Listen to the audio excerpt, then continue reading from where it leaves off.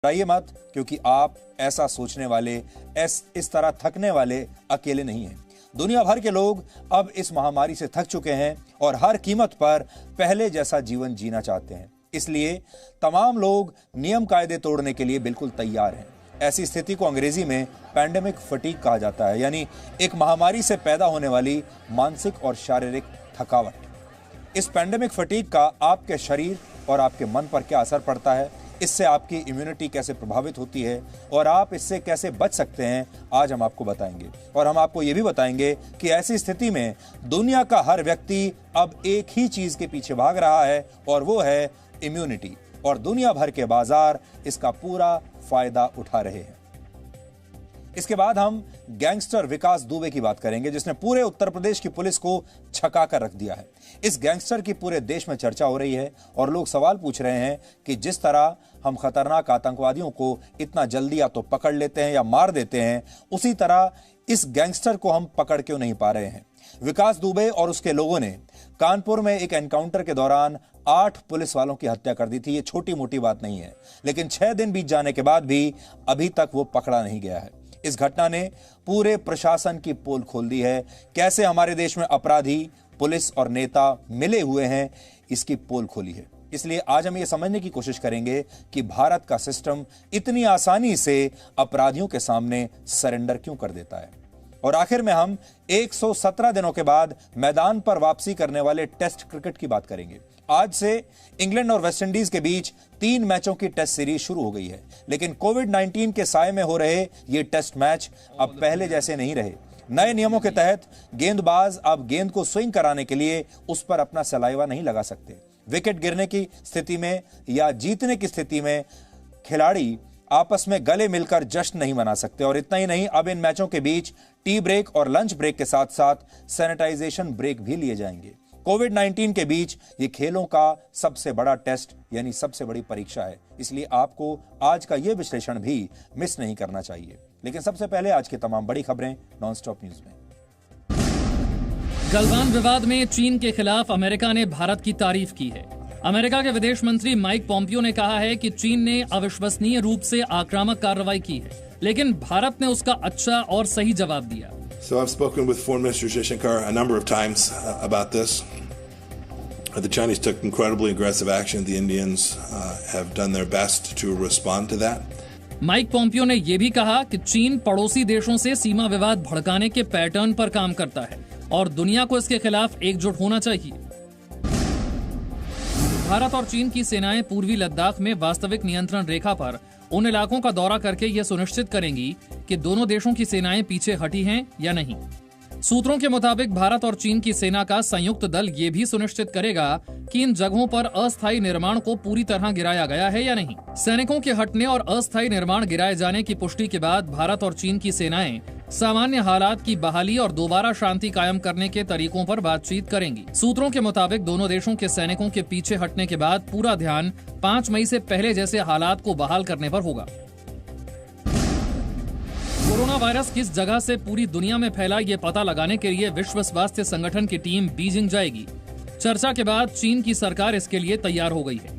चीन के विदेश मंत्रालय के प्रवक्ता झाओ लिजिन ने कहा है कि WHO विशेषज्ञों की एक टीम बीजिंग भेजेगा।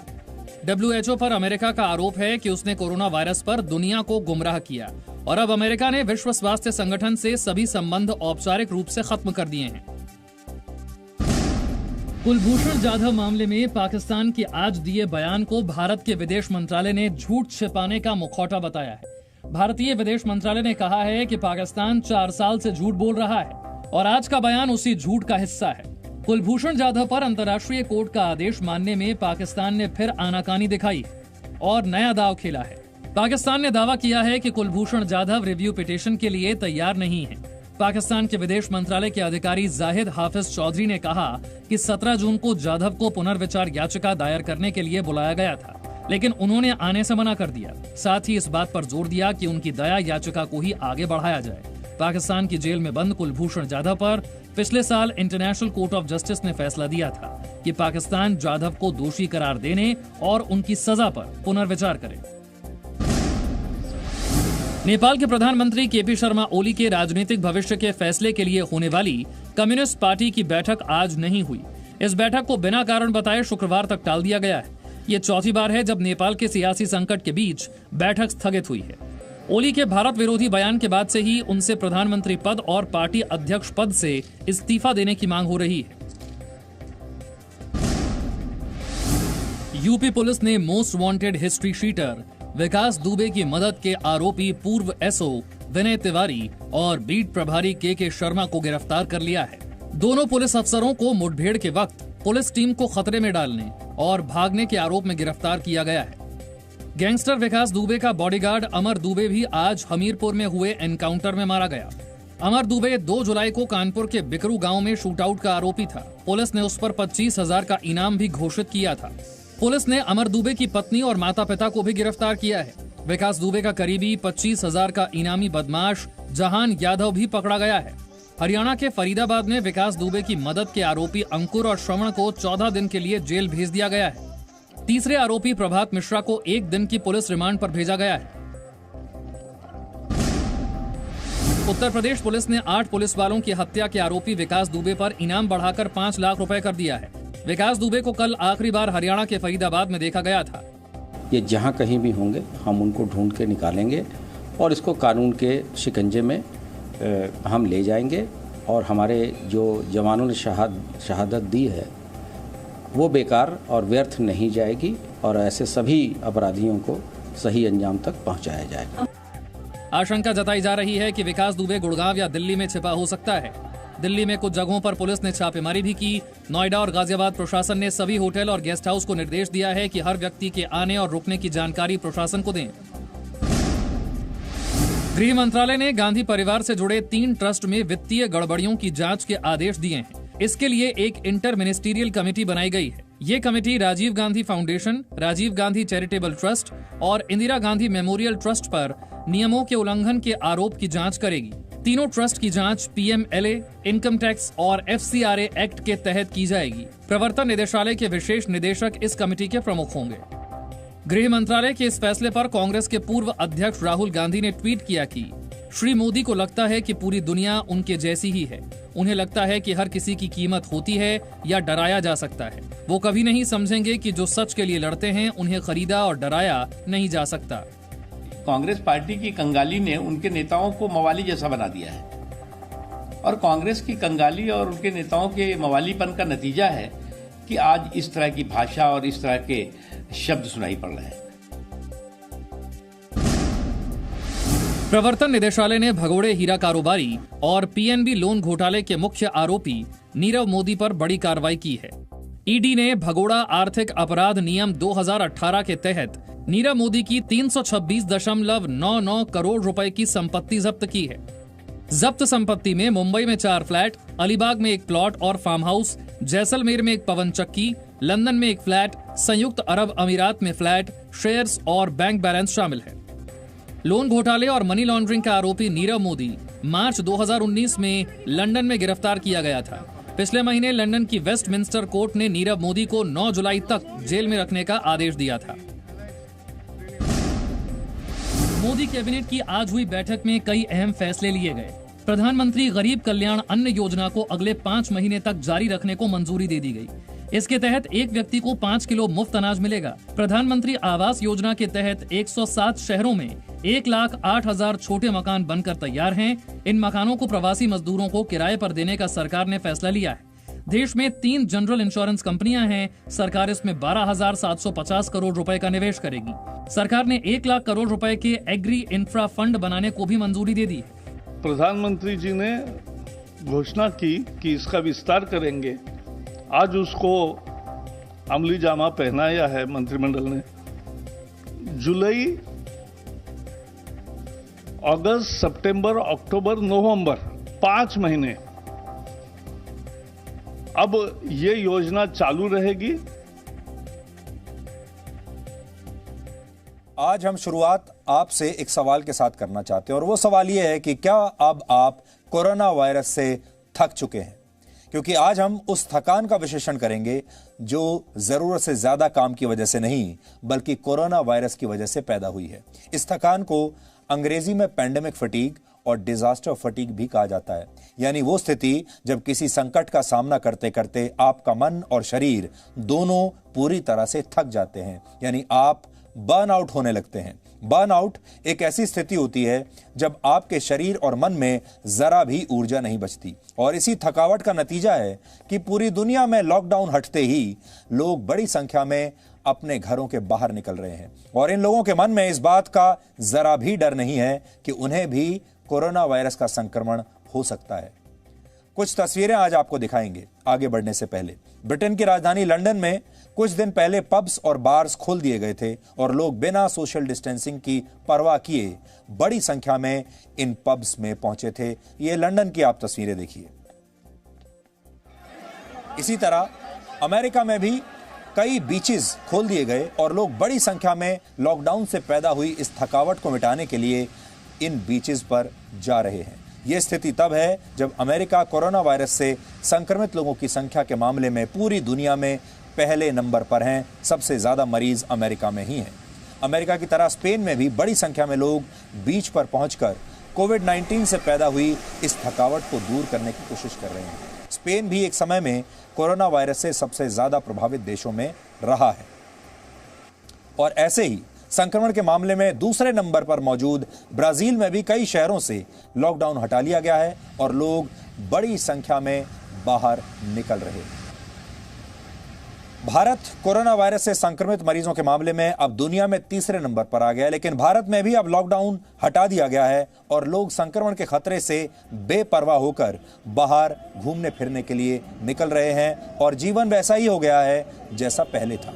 इसी तरह वियतनाम में भी पिछले महीने एक फुटबॉल लीग का आयोजन हुआ और इस दौरान स्टेडियम पूरी तरह से भरा हुआ था। आप देखिए कितनी बड़ी संख्या में लोग इस मैच को देखने के लिए स्टेडियम में आए हैं, और ये तस्वीर देखकर शायद आपको ऐसा लगेगा जैसे ये कोरोना वायरस के शुरू होने से पहले की तस्वीर हो, लेकिन ऐसा है नहीं। मार्च के महीने में 25 मार्च को भारत में जब लॉकडाउन लगाया गया था तो भारत में कोविड-19 के करीब 500 मरीज थे, सिर्फ 500, और अब यह संख्या बढ़कर 7.5 लाख हो चुकी है। इसी तरह जब दुनिया के ज्यादातर देशों में कोविड-19 के मामले कुछ 100 से लेकर कुछ हजार के बीच थे, तब दुनिया की करीब आधी आबादी यानी लगभग 400 करोड़ लोग लॉकडाउन में चले गए थे। और अब जब पूरी दुनिया में कोविड-19 के मामले 1 करोड़ 18 लाख से ज्यादा हो चुके हैं और इससे मरने वालों की संख्या 5.5 लाख हो चुकी है, ऐसे में लोग बाहर आ रहे हैं, पार्टी कर रहे हैं, फुटबॉल मैच देख रहे हैं, धार्मिक आयोजनों में हिस्सा ले रहे हैं और लगातार घूम फिर रहे हैं। इन तस्वीरों को देखकर ऐसा लगता है कि या तो लोगों को अब डर लगना बंद हो गया है, यानी उनके मन से डर समाप्त हो चुका है, या फिर लोग इस संकट का सामना करते करते इतना थक चुके हैं कि उन्हें कैद में रहना कोरोना वायरस का सामना करने से ज्यादा खतरनाक लगने लगा है। अब मानसिक रूप से उन्होंने स्वीकार कर लिया है कि एक ना एक दिन उन्हें कोरोना वायरस का संक्रमण तो होना ही है, वो इससे बच नहीं पाएंगे। ये तस्वीरें देखकर आप कह सकते हैं कि लोग अब कोविड-19 के साथ सहज हो गए हैं। अंग्रेजी में अगर हम कहें तो this is the new normal. लोगों ने इसकी सच्चाई को स्वीकार कर लिया है और अब मान लिया है कि कोरोना वायरस का संक्रमण एक न एक दिन उन्हें होगा। कोविड-19 अपने साथ अनुशासन लेकर आया था। अगर आपको याद हो, शुरुआत में अनुशासन की बात हुई थी, सोशल डिस्टेंसिंग की बात हुई थी, साफ सफाई की बात हुई थी। कहा गया था कि आप हाथ धोइए, एक दूसरे से दूरी बनाकर रखिए, घर से बाहर मत निकलिए, सोशल डिस्टेंसिंग का पालन हर हालत में करना है, मास्क पहनना है। लेकिन अनुशासन के इस टेस्ट में, इस परीक्षा में देश के नहीं बल्कि पूरी दुनिया के लोग 2 से 3 महीनों में ही अब फेल होने लगे हैं। लोग सावधानी बरतने की बजाय ऐसी दवाएं और गोलियां खाने के लिए तैयार हैं जो उन्हें इस वायरस से बचाने का भरोसा दिलाती हैं। बचाती हैं या नहीं ये तो हम नहीं कह सकते, लेकिन भरोसा जरूर दिलाती हैं। यानी लोग अनुशासन के लंबे रास्ते पर चलने की बजाय इंस्टेंट सॉल्यूशन की तरफ भाग रहे हैं और सोच रहे हैं कि कड़े नियम कायदों का पालन करने से तो कहीं अच्छा है कि कोई गोली या कोई जड़ी बूटी खा ली जाए, जिससे हमारे मन को यह विश्वास हो जाए कि अब हमारी इम्यूनिटी बढ़ गई है। लोग इस वायरस और इससे जुड़े नियमों से इतना थक क्यों गए हैं, इसे आप कनाडा के एक उदाहरण से समझ सकते हैं। कनाडा में इस समय कोरोना संक्रमित लोगों की संख्या 1 लाख से ज्यादा है और वहां 8,000 से ज्यादा लोगों की मौत हो चुकी है। हाल ही में वहां पर एक सर्वे किया गया और इस सर्वे में पाया गया कि कोरोना वायरस से डरने वालों की संख्या 73% से घटकर अब 46% रह गई है। इसी तरह कुछ दिन पहले तक कनाडा के 56% लोग ये मानते थे कि सार्वजनिक स्थानों पर नहीं जाना चाहिए, लेकिन अब ऐसा मानने वालों की संख्या सिर्फ 36% रह गई है। कनाडा के 31% लोग मानते हैं कि कोरोना वायरस और लॉकडाउन ने उन्हें अब थका दिया है, जबकि 28% लोगों ने यह माना है कि वो एंजाइटी यानी घबराहट का शिकार हो रहे हैं। यानी कनाडा के 60% लोग या तो पैंडेमिक फटीग का शिकार हो चुके हैं या फिर इस महामारी ने उनकी मानसिक स्थिति पर बुरा असर डाला है। और आज जब हम आपको ये खबर बता रहे हैं, इस खबर को देखते हुए आप अपने आप से सवाल कीजिएगा और सोचिएगा कि क्या आपके मन पर भी इस वायरस ने कुछ ऐसा ही असर डाला है। ये हालात सिर्फ कनाडा के नहीं बल्कि दुनिया के ज्यादातर देशों के हैं और जो तस्वीरें हमने आपको थोड़ी देर पहले दिखाई वो इसकी पुष्टि करती हैं। लेकिन अब आपको यह समझना चाहिए कि पैंडेमिक फटीग की वजह क्या है और हमारे शरीर और मन पर इसका क्या असर पड़ता है। हमारे शरीर में मौजूद एक हार्मोन स्ट्रेस यानी तनाव को मैनेज करने का काम करता है। इस हार्मोन का नाम है कोर्टिसोल।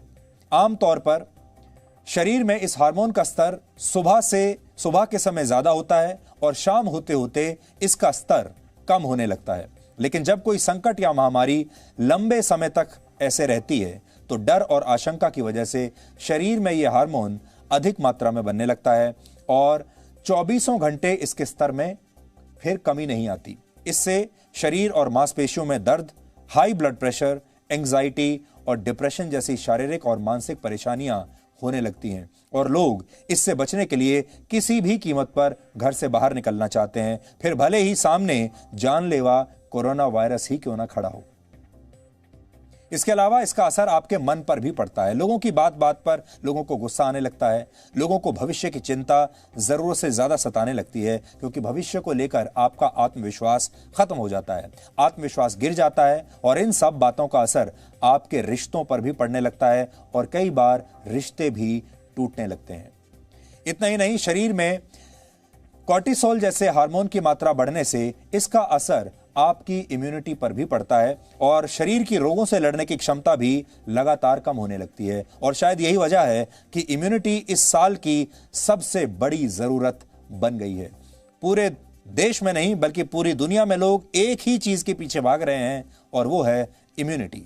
ये इम्यूनिटी किस दुकान में मिलती है, किस अस्पताल में मिलती है, किस डॉक्टर के पास है, किस व्यक्ति के पास है, हर व्यक्ति, हर आदमी उसी को ढूंढ रहा है। इम्यूनिटी हमेशा से हम सबके शरीर में ही मौजूद रहती है। ये हम सबके पास है, हमारे शरीर के अंदर है।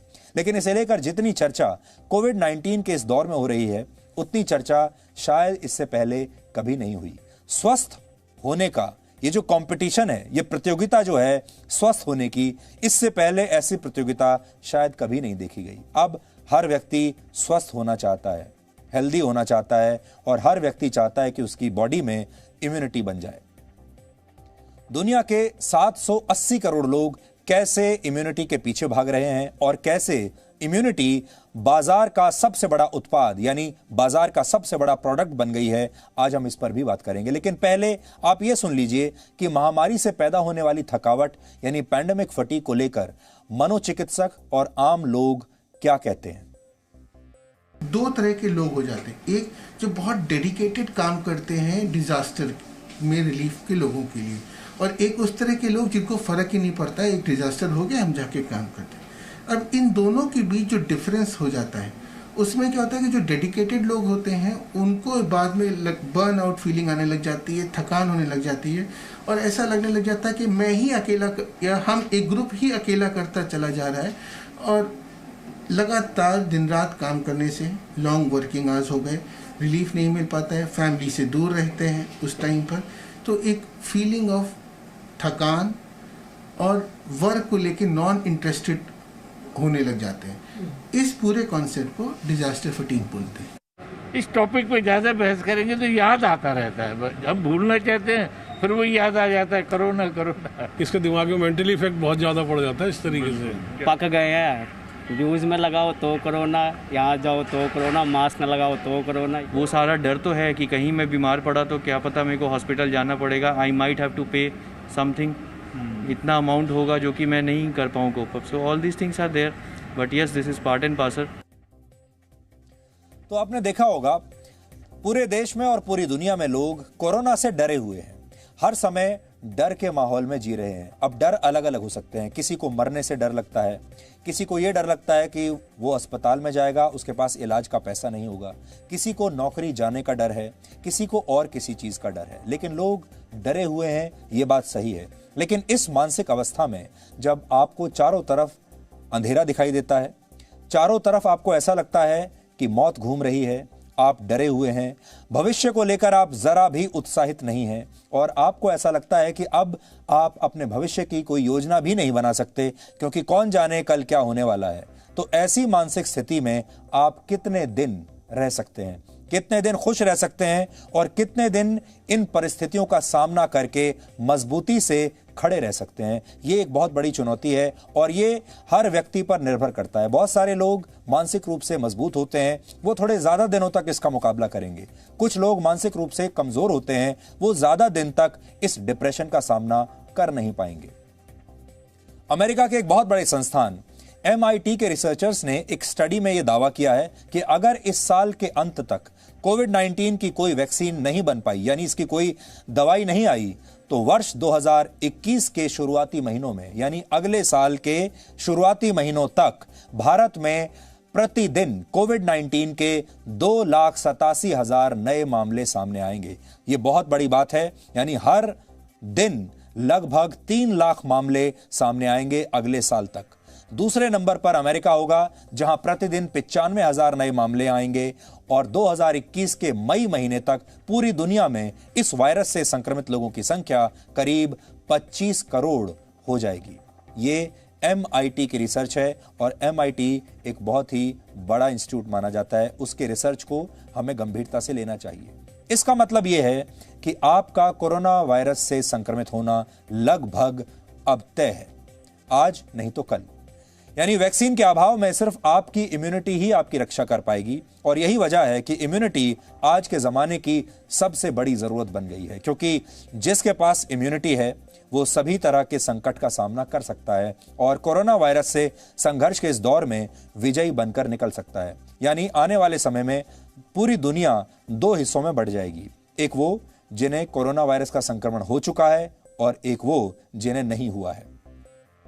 यानी एक हिस्से में वो लोग होंगे जो बीमार हैं और एक हिस्सा उन लोगों का होगा जो बिल्कुल स्वस्थ है। आज की तारीख में इम्यूनिटी ही आपका सबसे बड़ा पासपोर्ट है, आपका स्वास्थ्य ही आपका सबसे बड़ा पासपोर्ट है, क्योंकि इसी के आधार पर आपको लॉकडाउन से भी आजादी मिलेगी। यही भविष्य की नौकरियों का आधार भी बनेगा। भविष्य की राजनीति भी उन्हीं नेताओं की होगी जो लोगों को स्वस्थ बनाने की दिशा में काम करेंगे। यानी स्वास्थ्य अब नंबर 1 पर आ जाएगा। कुल मिलाकर आज के जमाने का फ्यूल यानी ईंधन आपका स्वास्थ्य है और जिसके पास स्वास्थ्य की पूंजी है वही सही मायने में सबसे बड़ा दौलतमंद है।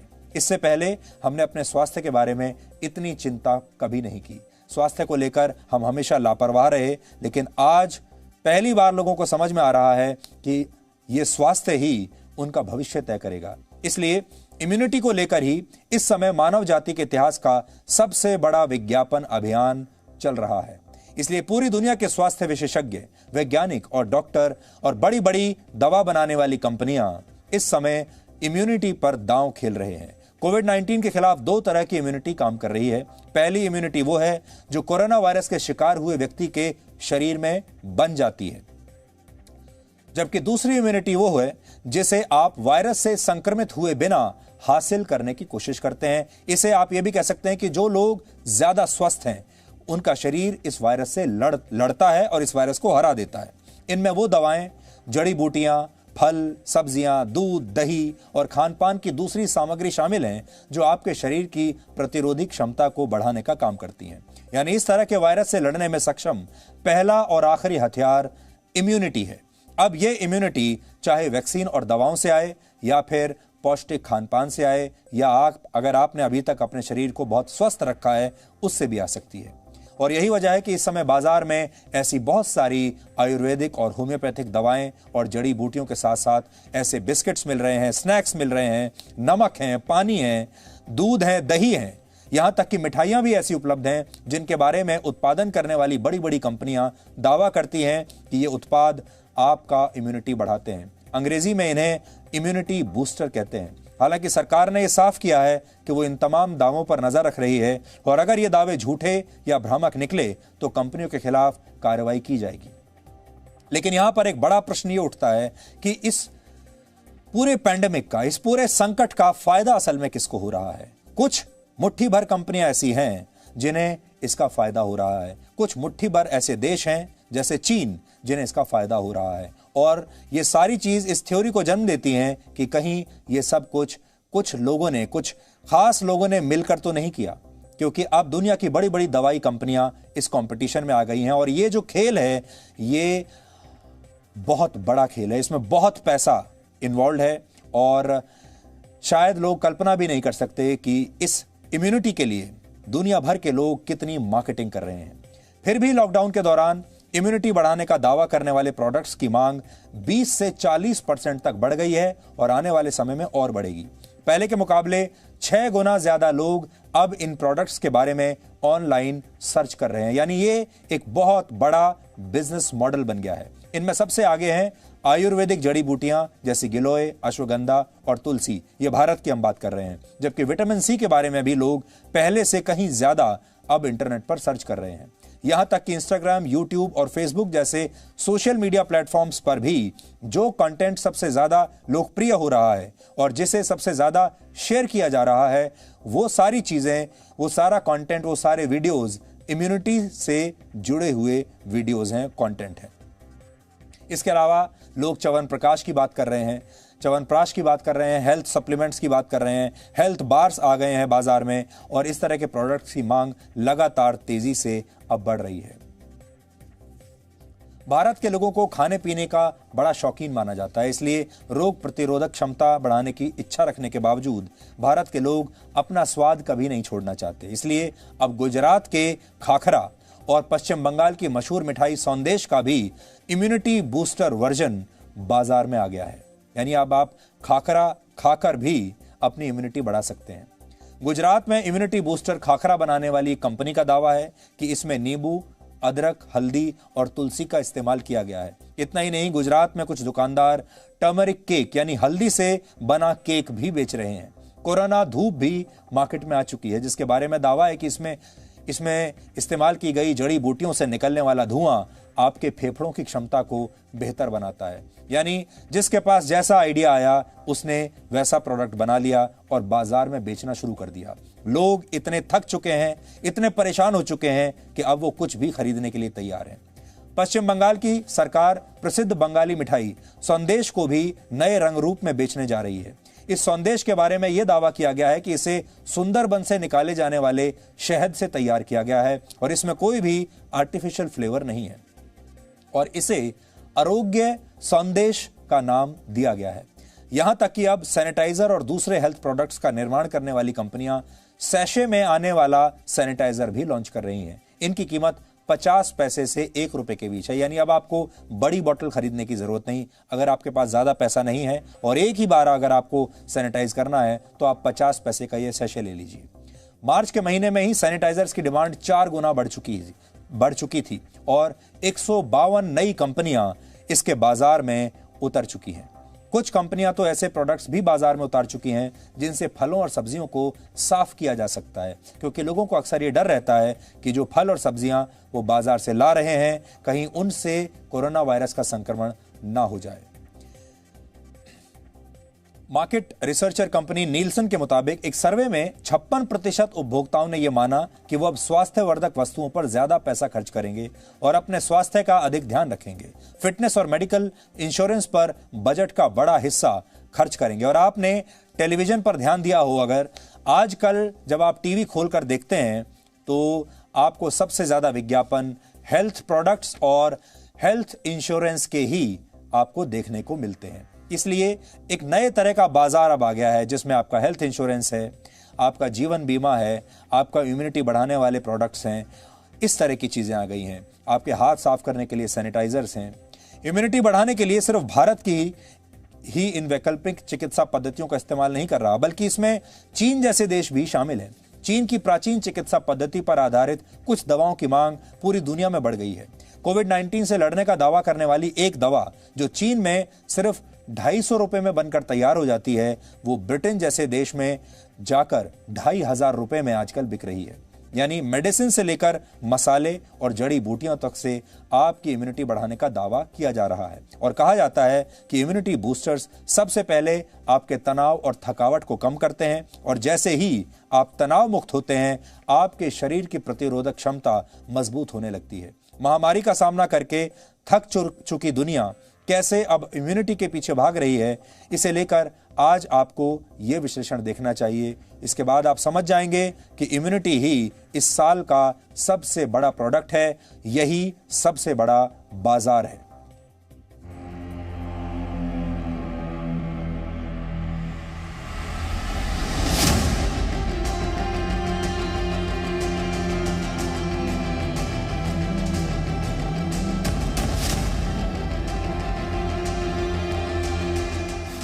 दुनिया के कई देशों में कोरोना वैक्सीन को लेकर रिसर्च चल रही है, लेकिन दुनिया के पास इतना वक्त नहीं कि वो वैक्सीन के इंतजार में बैठी रहे।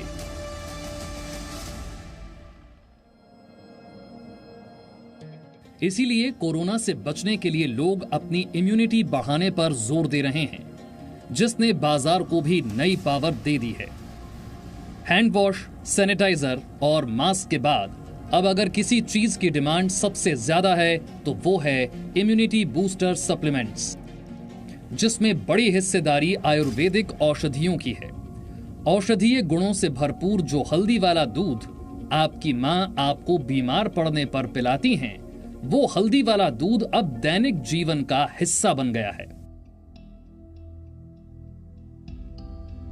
जो जीरा भारतीय खाने का स्वाद बढ़ाता है, उसके गुण पूरी दुनिया गा रही है। जिस अदरक तुलसी वाली चाय पीने से ताजगी का एहसास होता है, वो अब इम्यून पावर को मजबूत करने के लिए मशहूर हो गई है। ये तो महज कुछ नाम हैं। पूरी दुनिया में इम्यूनिटी बढ़ाने वाले आयुर्वेदिक उत्पाद अब लोग पहले के मुकाबले काफी ज्यादा खरीद रहे हैं, जिनकी बाजारों में भरमार है। इम्यूनिटी के लिए इम्यून बूस्टर्स की तरह इस्तेमाल कर सकते हैं। वो गिलोय घनवटी भी हो सकती है, अश्वगंधा चूर्ण भी हो सकता है, और फीफाटोल जैसी मेडिसिन भी हो सकती हैं, जो कि आपकी इम्यूनिटी को तो बूस्ट करेंगी ही, आपकी ट्रीटमेंट भी बन सकती हैं। वो आपकी ट्रीटमेंट की तरह भी आपको रिलीफ दे सकती हैं। तो मैं बस यही कहना चाहूँगी, आयुर्वेद एक ट्रेजर है, जिसमें से आप चाहें तो बहुत से अमूल्य हीरे आपको मिल सकते हैं। बस ज़रूरत है उनको ढंग से ढूंढने की और अपनाने की। भारत में तो पहले भी लोग गंभीर बीमारियों के अलावा रोजमर्रा की सेहत को अच्छा रखने के लिए आयुर्वेद को अपनाते हैं, लेकिन अब मार्केट ने भी समझ लिया है कि अगर किसी चीज को बेचना है तो उसमें इम्यूनिटी पावर बढ़ाने वाली चीजें जरूर होनी चाहिए। फिर चाहे वो गुजरात का कोरोना इम्यूनिटी बूस्टर खाखरा हो या बंगाल की प्रसिद्ध मिठाई संदेश, जिसका इम्यूनिटी बूस्टर वर्जन बाजार में लॉन्च हो चुका है। ये है इम्यूनिटी संदेश। खास करके इस वक्त को मद्देनजर रखते हुए इस मिठाई को बनाया गया है। इसमें कोई भी चीनी या फिर स्वीटनर नहीं डाला गया है, इसलिए ये काफी ज्यादा हेल्दी है। इसमें सिर्फ हनी का इस्तेमाल किया गया है, और आपको बता दें जितने भी मेडिसिनल प्रॉपर्टीज वाली स्पाइसेस होती है उसका इस्तेमाल इसमें किया गया है। जैसे हल्दी डाली गई है, इसमें केसर डाला गया है, और उसके अलावा इलायची डाली गई है, और ड्राई फ्रूट्स का इस्तेमाल किया गया है। और यहाँ पर यह कहा जा रहा है कि अगर कोई अपने घर पर भी बनाना चाहे तो जो स्पाइसेस में मेडिसिनल प्रॉपर्टीज है वो डालकर ये बना सकते हैं। और फिलहाल ये कहना है कि जब से ये मिठाई इंट्रोड्यूस हुई है, कोलकाता के लोगों में काफी ज्यादा अच्छा रिस्पॉन्स मिला है। बात सिर्फ मिठाइयों तक सीमित नहीं है। हल्दी केक बाजार में आ चुके हैं। कोरोना धूप भी बन गई है। इम्यून सिस्टम बढ़ाने वाली कोरोना गोलियां भी लॉन्च कर दी गई हैं। और आयुर्वेद ही नहीं, एलोपैथी में भी सबसे ज्यादा डिमांड ऐसे ही इम्यूनिटी बढ़ाने वाले प्रोडक्ट्स की है। फिर चाहे वो गोलियों की शक्ल में हो या पाउडर की।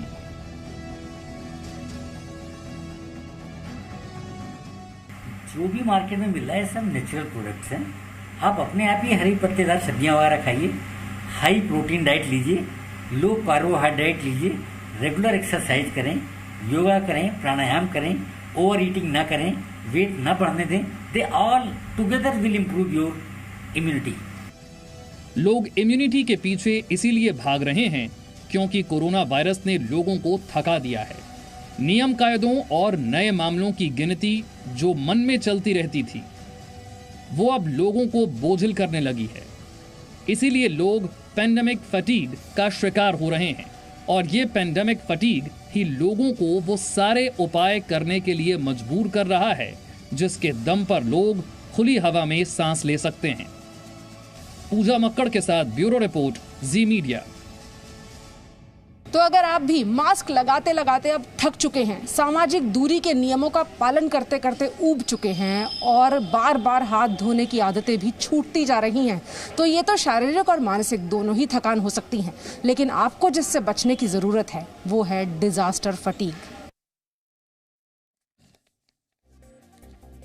अब आप ये समझिए कि आप खुद को इस पैंडेमिक फटीग से, इस थकावट से कैसे बचा सकते हैं। इसके लिए आप कुछ नए तरह के व्यायाम अपना सकते हैं। खासकर ऐसे व्यायाम करें जिनमें सजगता की जरूरत होती है, जैसे योग और ताई ची। इसके अलावा अगर आप साइकिलिंग या वॉक करते हैं तो भी अपने मन को एकाग्र रखने की कोशिश कीजिए और आसपास की प्राकृतिक सुंदरता का आनंद लेने की कोशिश कीजिए। इसके अलावा आप अपने खान पान में बदलाव करके और कुकिंग को अपने जीवन का हिस्सा बनाकर भी खुद को स्ट्रेस से, डिप्रेशन से और थकावट से बचा सकते हैं। लेकिन इस बात का खास ध्यान रखें कि आप पौष्टिक भोजन ही खाएं। इसके अलावा आप मेडिटेशन यानी ध्यान करते रहिए। खासकर प्राणायाम आपके लिए बहुत फायदेमंद हो सकता है ऐसे समय में। और आप याद करें कि कोविड-19 से पहले वो कौन से काम थे जिन्हें करने से आपको बहुत खुशी मिलती थी, आत्मसंतुष्टि मिलती थी। अगर आप इस संकट से पहले कुकिंग करते थे, पढ़ते थे या फिर गार्डनिंग करने में रुचि रखते थे तो एक बार फिर से इन आदतों को अपनाएं। हाँ, जो लोग ट्रैवलिंग के बहुत शौकीन हैं उन्हें थोड़ा सा इंतजार करना पड़ेगा। और सबसे जरूरी बात यह है कि आप अपनी नींद को लेकर बहुत सावधान रहें। इसके लिए एक टाइम टेबल सेट करना बहुत जरूरी है। चाहे आप घर से काम कर रहे हैं या बाहर से कर रहे हैं, आपको एक निश्चित समय पर सोना चाहिए और तय समय पर उठना भी चाहिए। यानी जीवन में अनुशासन बहुत जरूरी है। लेकिन आप में से बहुत सारे लोगों को ये लग रहा होगा कि ये सिर्फ लेक्चरबाजी है, हम आपको बता तो रहे हैं लेकिन ये करना बहुत मुश्किल है। हम ये बात जानते हैं कि आप में से बहुत सारे लोग इस समय डिप्रेशन में होंगे। बड़ी संख्या में लोगों की नौकरियां जा चुकी हैं, लोगों के पास काम नहीं है और जिनके पास हैं भी उन्हें लगातार इस बात का डर है कि उनकी नौकरी अब कभी भी जा सकती है। लोगों के जो लोग अपना खुद का व्यवसाय करते थे, बहुत सारे लोगों के व्यवसाय बंद हो चुके हैं या इस समय बुरी हालत में से गुजर रहे हैं। ये सब कुछ कह देना इतना आसान नहीं है, लेकिन आपको एक बात समझनी होगी, आपकी स्थिति इस समय कितनी भी खराब हो, अगर आप स्वस्थ नहीं रहे, अगर आपका शरीर स्वस्थ नहीं रहा आने वाले समय में और अगर आपका मन स्वस्थ नहीं रहा तो फिर ये सारी स्थितियां आपके लिए कभी ठीक होंगी भी नहीं। इसलिए अगर आप चाहते हैं कि इस समय जो कुछ भी आपके साथ हो रहा है अच्छा हो सकता है, बुरा हो सकता है, लेकिन अगर आप चाहते हैं कि भविष्य में आपके साथ कुछ अच्छा हो तो उसके लिए आपको अपने आप को मजबूत बनाना होगा और मजबूत आपका मन और शरीर दोनों होना चाहिए।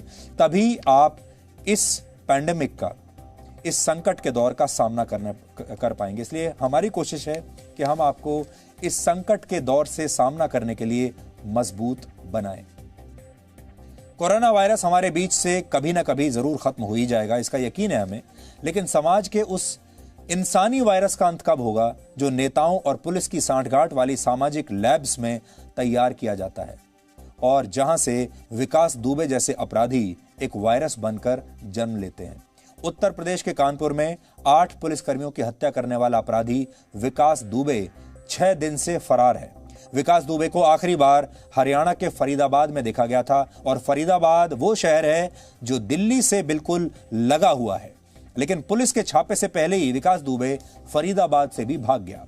उत्तर प्रदेश पुलिस, हरियाणा पुलिस और दिल्ली पुलिस की कई टीम विकास दुबे की इस समय तलाश कर रही हैं और बताया जा रहा है कि वो अब दिल्ली या नोएडा की किसी अदालत में सरेंडर करने की कोशिश में जुटा हुआ है। वो चाहता है कि इससे पहले कि पुलिस उस तक पहुंचे, वो किसी अदालत में जाकर आत्मसमर्पण कर दे। ऐसी अफवाहें भी हैं कि विकास दुबे नोएडा के फिल्म सिटी में स्थित किसी न्यूज चैनल के दफ्तर में भी पहुंच सकता है और किसी न्यूज चैनल पर किसी लाइव शो के दौरान लाइव सरेंडर भी कर सकता है। इसलिए फिल्म सिटी जो नोएडा की है, जहां से ज्यादातर न्यूज चैनल्स ऑपरेट करते हैं, हमारा दफ्तर भी उसी फिल्म सिटी में है। इस फिल्म सिटी को चारों तरफ से पुलिस ने घेर लिया है और बिना चेकिंग के किसी भी गाड़ी को अब फिल्म सिटी के अंदर भी नहीं आने दिया जा रहा है।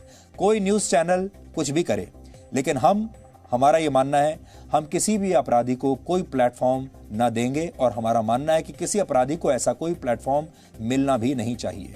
हो सकता है विकास दुबे किसी ना किसी न्यूज चैनल से बात कर रहा हो या कर भी ली हो, और यह भी हो सकता है कि आने वाले दिनों में या हो सकता है कुछ घंटों में आपको वो किसी न्यूज चैनल के स्टूडियो में बैठा हुआ नजर भी आ जाए।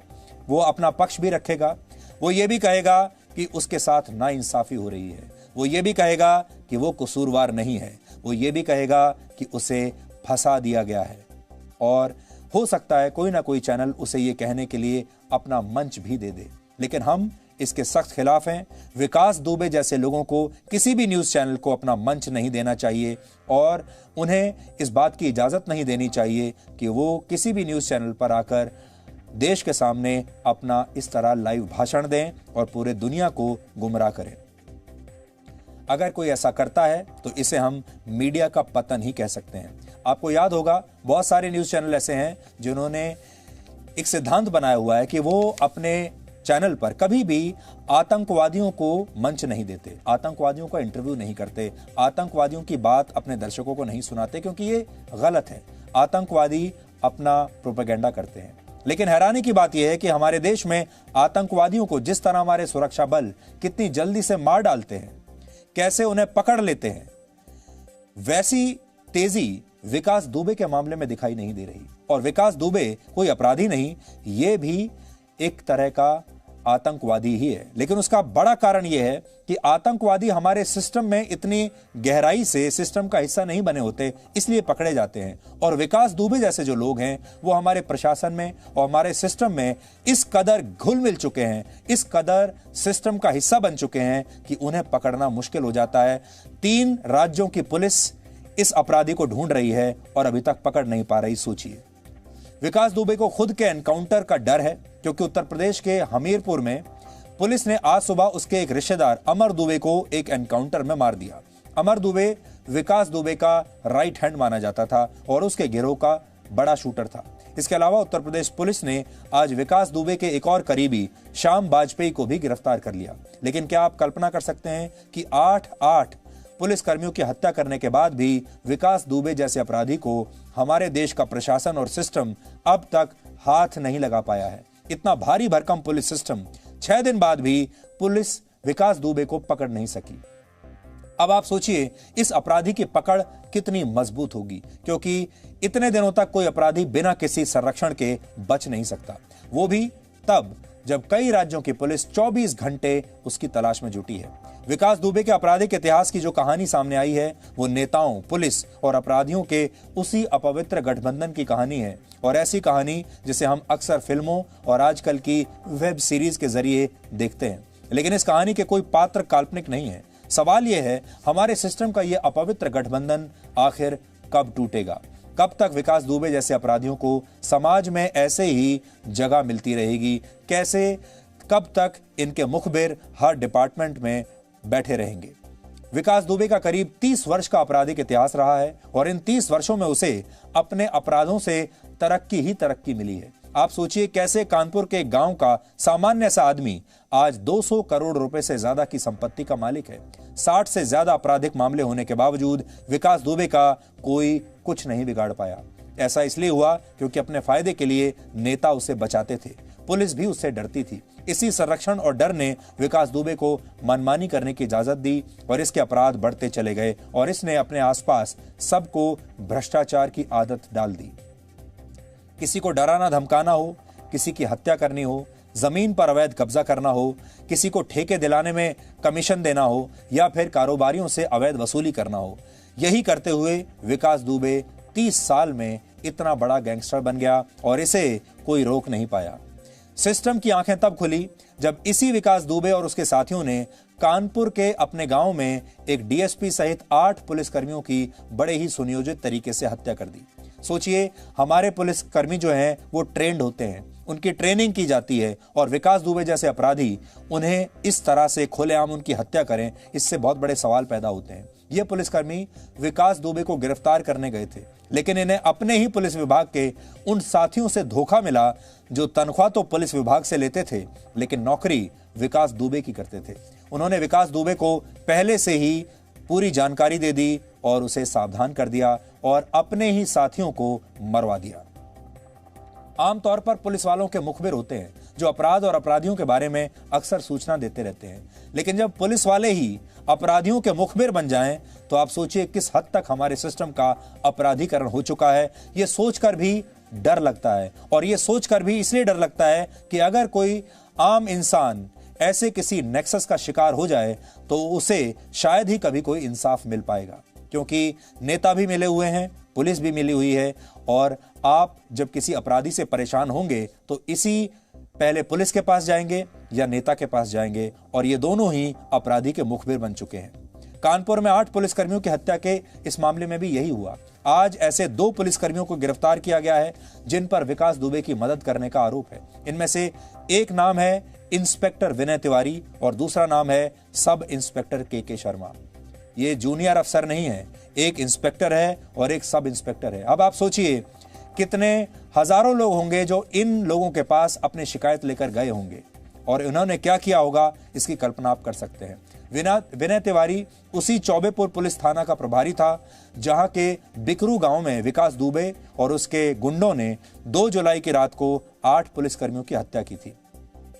ये पुलिसकर्मी अवैध वसूली के एक मामले में विकास दुबे को गिरफ्तार करने के लिए गए थे। विनय तिवारी और के शर्मा पर शक है कि उन्होंने ही विकास दुबे को सूचना दी थी कि पुलिस की टीम उसे गिरफ्तार करने आ रही है। जब पुलिस की टीम वहां पहुंची तो थाना प्रभारी विनय तिवारी ने इलेक्ट्रिसिटी ऑफिस में फोन करके, यानी बिजली के दफ्तर में फोन करके गांव की बिजली की सप्लाई कटवा दी। अंधेरे का फायदा उठाकर और पुलिस टीम को चारों तरफ से घेर कर विकास दुबे और उसके अपराधियों ने पुलिस के हथियारों से ही पुलिसकर्मियों की हत्या कर दी। यहां सबसे हैरानी की बात यह है कि विनय तिवारी और के शर्मा भी उस टीम के साथ गए थे जो 2 जुलाई को विकास दुबे को गिरफ्तार करने के लिए गई थी। लेकिन एनकाउंटर के दौरान जब विकास दुबे और उसके गुंडों ने पुलिस की टीम पर हमला किया तो ये विनय तिवारी और के शर्मा इन गुंडों से लड़ने के बजाय वहां से भाग गए। अपराधी विकास दुबे से इंस्पेक्टर विनय तिवारी की मिली भगत का शक तब हुआ था जब डीएसपी देवेंद्र मिश्रा की एक चिट्ठी सामने आई। देवेंद्र मिश्रा के ही नेतृत्व में पुलिस की टीम विकास दुबे को गिरफ्तार करने गई थी और 2 जुलाई को ही इस गोलाबारी में देवेंद्र मिश्रा की जान चली गई। तो यह भी सोच लीजिए कि जो पुलिसकर्मी ईमानदार होते हैं उनका क्या हश्र होता है। देवेंद्र मिश्रा ने उत्तर प्रदेश पुलिस की स्पेशल टास्क फोर्स यानी एसटीएफ के डीआईजी अनंत देव से विनय तिवारी की शिकायत भी की थी। अपने इस पत्र में उन्होंने लिखा था कि विकास दुबे पर कई संगीन मामले दर्ज हैं। इसमें अवैध वसूली का एक मामला 13 मार्च को भी दर्ज हुआ था जो गैर जमानती अपराध था, लेकिन फिर भी विकास दुबे पर कोई कार्रवाई नहीं हुई। सिर्फ यही नहीं, जब इस केस का अपडेट पूछा गया तो पता चला कि इंस्पेक्टर विनय तिवारी ने विकास दुबे के खिलाफ एफआईआर से गंभीर धाराएं हटाकर उनमें मामूली धाराएं लगा दी।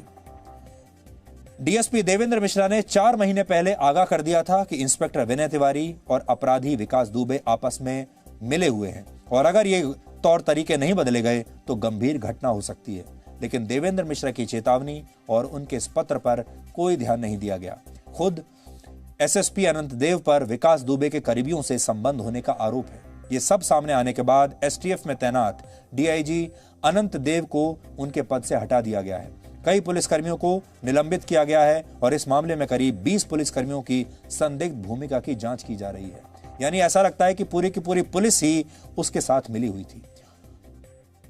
जांच हो रही है कि ये पुलिसकर्मी कैसे उसके इशारे पर काम करते थे और कैसे विकास दुबे जैसे अपराधी को बचाने वाले ही अब खुद फंस गए हैं। ये आज आपको देखना चाहिए। विकास दुबे के पास भी अब ज्यादा दिन नहीं बचे हैं। जिस पुलिस को वो कठपुतली की तरह नचा रहा था, वही अब हाथ धोकर विकास दुबे के पीछे लग गई है और वो इसी पुलिस से बचकर भाग रहा है। लेकिन सवाल फिर से वही है कि विकास दुबे कब तक बच पाएगा। अब हम 4 मिनट का एक ब्रेक ले रहे हैं। ब्रेक के बाद हम 117 दिनों के बाद मैदान पर वापसी करने वाले टेस्ट क्रिकेट की बात करेंगे। कोविड-19 की वजह से नए नियमों के तहत क्रिकेट मैच कैसे खेले जा रहे हैं और नियमों का उल्लंघन करने वाले खिलाड़ियों को क्या सजा मिलेगी, इस ब्रेक के बाद हम आपको बताएंगे।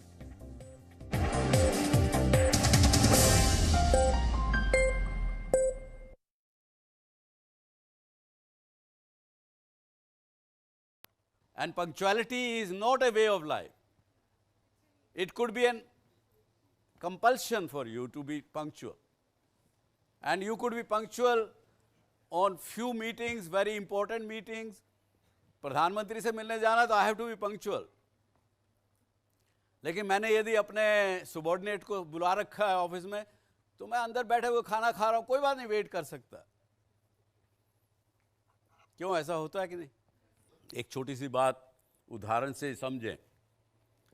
किसी के परिवार में मान लीजिए 6 लोग हैं, हस्बैंड वाइफ, आपकी मदर है, आपके फादर हैं, 4 आप भाई बहन हो, अलग अलग उम्र के हैं, अलग अलग इंटरेस्ट रखते हैं, अलग अलग समय पे आपको फादर को आपके को किसी समय जाना होता है, आपको पढ़ाई के लिए किसी समय जाना होता है, आपकी बड़ी बहन को अलग समय जाना होता है, छोटी बहन को कहीं जाना होता है। लेकिन टाइम मैनेजमेंट नहीं है उस परिवार में, तो रिजल्ट क्या रहता है? बेचारी घर की जो माँ है बुरी तरह से पिसती है, उसको पता नहीं रहता कब किसको क्या चाहिए, किसी को सुबह नाश्ते में ये चाहिए, किसी को वो चाहिए, किसी को दोपहर को 12 बजे चाहिए, किसी को 3 बजे चाहिए, किसी को कुछ समय चाहिए, वो भी पता नहीं है। बेटा आता है खेल के, माँ भूख बड़ी जोर से लगी है, दो ना कुछ खाने के लिए, तो वो बेचारी लगी रहती है भाग दौड़ में, पूरा घर अस्त व्यस्त रहता है, पूरी घर की हालत ऐसी होती है कि जैसे वो बेचारी खुद की होती है। और इमेजिन करिए यदि एक परिवार में परंपरा है समय को मैनेज करने की, टाइम मैनेजमेंट करने की, तो गृहिणी को पता है कि किस वक्त मेरे पति को क्या चाहिए, बेटे को क्या चाहिए, बेटी को क्या चाहिए, पहले से तैयार करती, सब कुछ व्यवस्थित सुचारू रूप से चलता है, उसकी लाइफ भी अच्छी, सारे परिवार की लाइफ अच्छी। तो इसलिए इन्होंने कहा कि इसको टाइम मैनेजमेंट को एक अपने परिवार की परंपरा बनाइए, लाइफ बनाइए। इस विषय की बात करने की, जैसे मैंने एक जेके वर्मा जी की किताब पढ़ा, उसी से मैं आपको पढ़ के बता रहा हूँ कि ये समझ में आने लगा उनकी बात को पढ़ के कि समय यदि इंसान के वश में हो या इंसान समय के वश में हो, ज़्यादातर हम लोग समय के अपने आप को समय के वश में कर लेते हैं बजाय समय को अपने वश में करने के लिए। और जो इंसान अपने समय को अपने वश में कर ले तो ज़िंदगी की बहुत सी समस्याएं ऑटोमेटिकली ख़त्म हो जाती हैं, बल्कि मैं यहाँ तक कहूँगा कि समस्याएं नज़दीक आती ही नहीं हैं। एक जो आदमी टाइम को मैनेज करना जानता है वो सब कुछ कर सकता है, ऐसा मैंने समझा इस पिछले 2-4 दिनों में।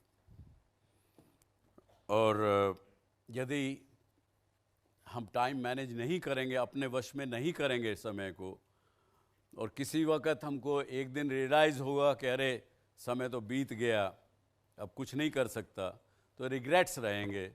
रिग्रेट्स में अगर जाएंगे आप अगले जन्म में, अगला जन्म भी रिग्रेट से ही शुरू होगा, क्योंकि हमारी जो परंपरा, हमारा जो विश्वास, इस देश की संस्कृति,